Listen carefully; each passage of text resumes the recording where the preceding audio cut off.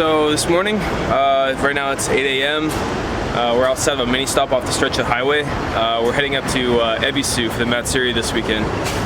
Got Nick, got Nate, James, Damien, Jared, and Scooter Boy. What's up? Cars we got today, we got the Pleo with mixed bumper and my tires strapped to the roof. We got the Chaser as the Chaser car. And we got my Z over there, which will be drifting. One other car that we haven't shown you yet is actually his Power Vehicles car. And how are you feeling? You pretty stoked to see it? I am extremely excited to see how bad it is. It's a missile. Yeah, but that's good. Yeah. Because then you can actually run it. That's true. Yeah, hopefully it looks this good when I come out of it this weekend, because I don't know, things can get kind of hairy at West Course in the middle of the night on a Saturday. How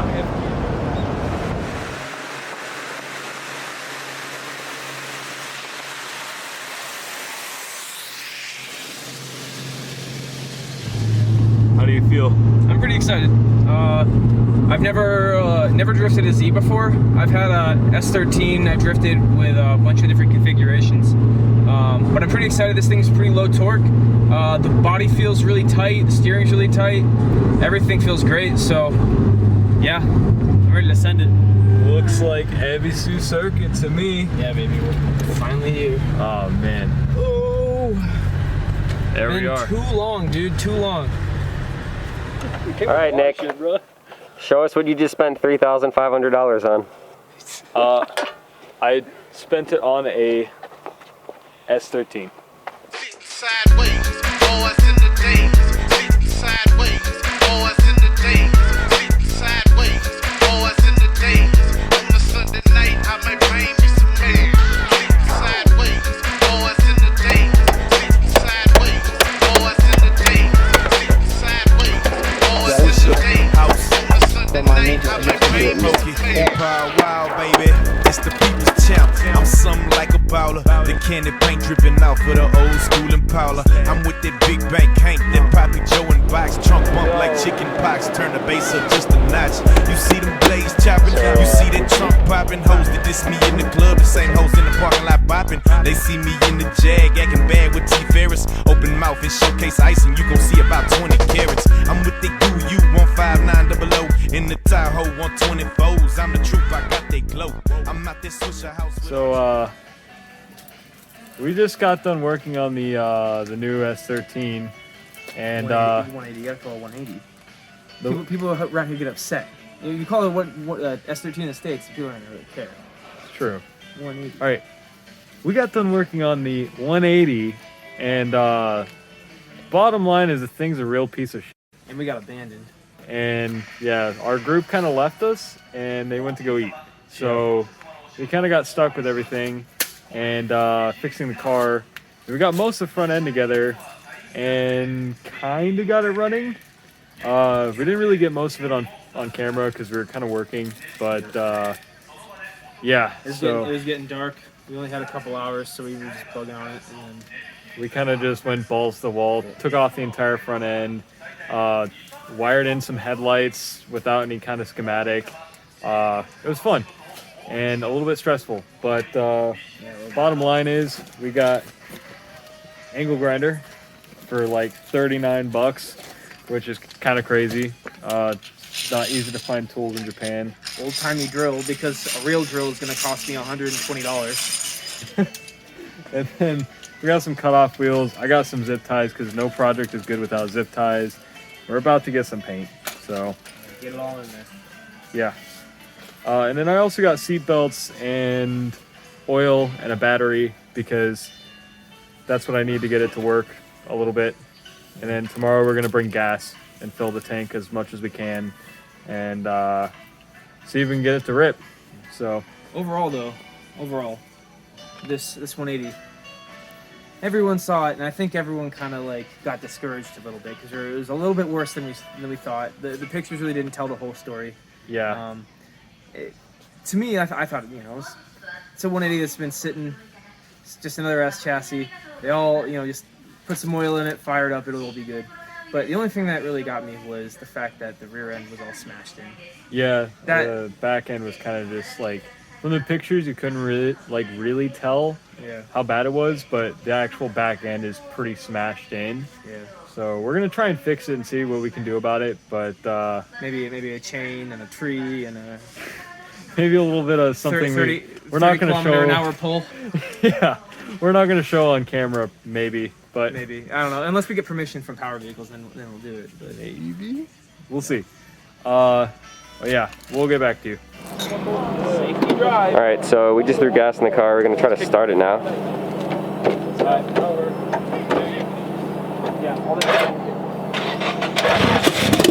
Oh shit!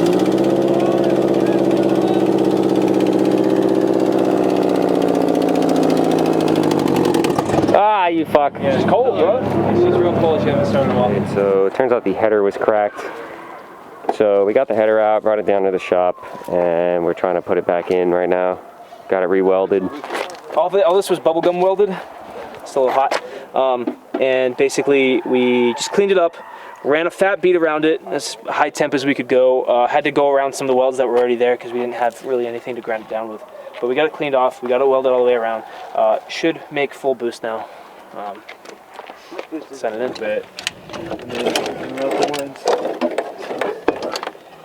What's that harness again?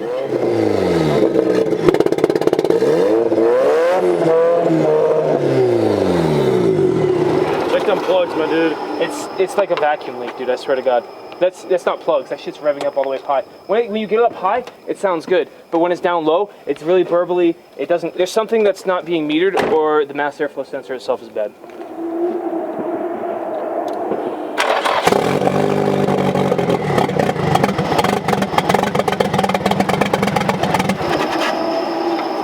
Mass airflow is working. So while Nick was over at Power Vehicles trying to get his 180 running correctly, we thought it would be a good idea to take the Z over to school course for some testing. I've never slid this car before, so we're about to see. School course is cool, but it's kind of dangerous too, just because the drop-off's really severe.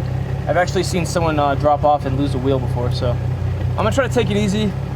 Just gonna see what the LSD is gonna do, and then see what the power output can handle, I guess.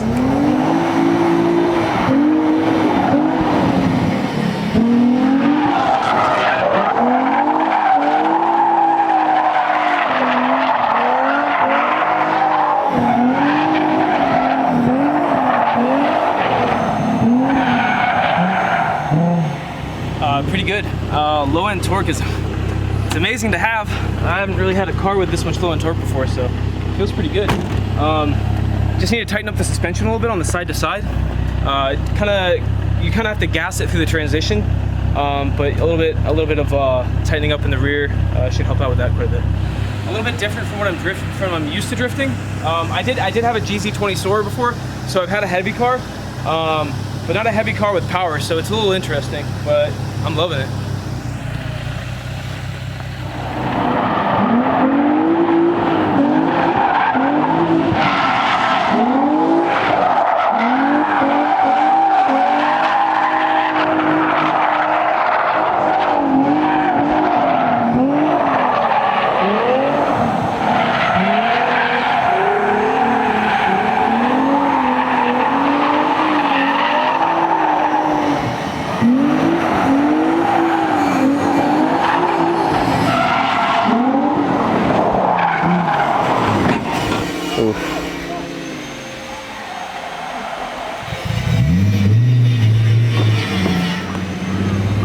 So after that crash, I ran around, went to the Nissan dealership, came to Yellow Hat, went to Autobox. I was trying to find a stock genuine part tie rod, but I don't know why I didn't think of it. Went to Up Garage. I got D-Max ones. They're not the exact right ones. They are the correct thread pitch on both ends, but the length is a little bit more. But the nice part about that is that we can cut it back here if we have to, if it won't fit the outer tie rod, and we can run it the same. So I think we're in luck. So right now, we're trying to get off the bent inner tie rod, hoping that we got tools for it. Because right now,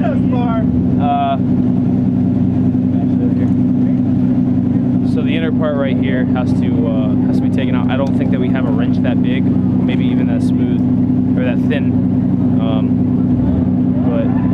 I read the forums last night. They said that this length is fine. Everyone, like a lot of people, actually run this tie rod. They prefer it because you can get a wider angle with a wider kit. I'm not running the wider kit right now, but I am running the wider knuckles. So hopefully this works out.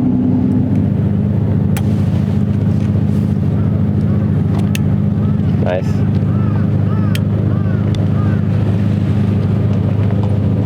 Roadside mechanics. Although we have the adjustment roughly where it needs to be, because this is about where it was at. So if we adjust it back to around here, it should fit. Okay. Be an up and down kind of thing. Well, okay.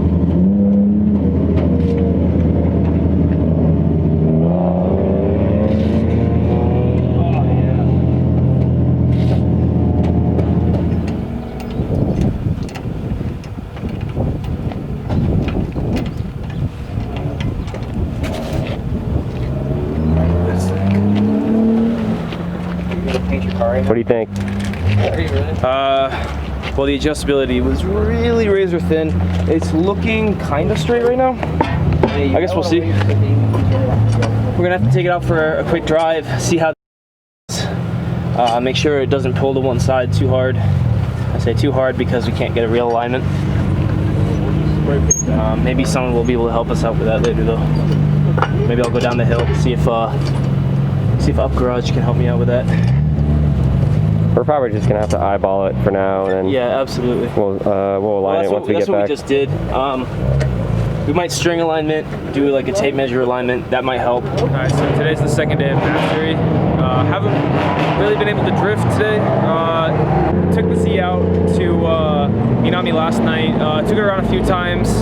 Seems like the steering hasn't really corrected itself. So I decided today I'm just gonna benefit, by some recording. So we're at East Course. We've been here for about an hour. We're about to go to West Course, finish it up, and then that's pretty much a wrap.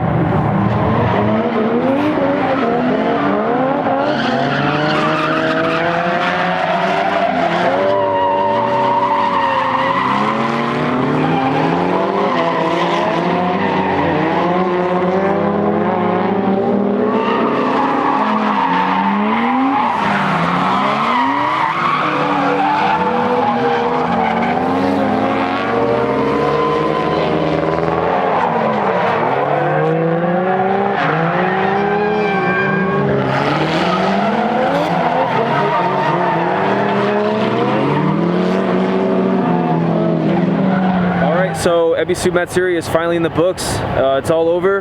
We are on our way back now. We stopped at some PA, I don't even know the name of it. Made it back in the Z. She's driving fine on the highway. She's got that battle damage. I didn't drive her that much, but the driving that I did definitely thrashed her. She's got a check engine light and a whole Christmas tree on the dashboard now. Can't wait for the next one. I'm definitely gonna have the car ready. And in the meantime, we can still get the 180 ready as well. That's the plan.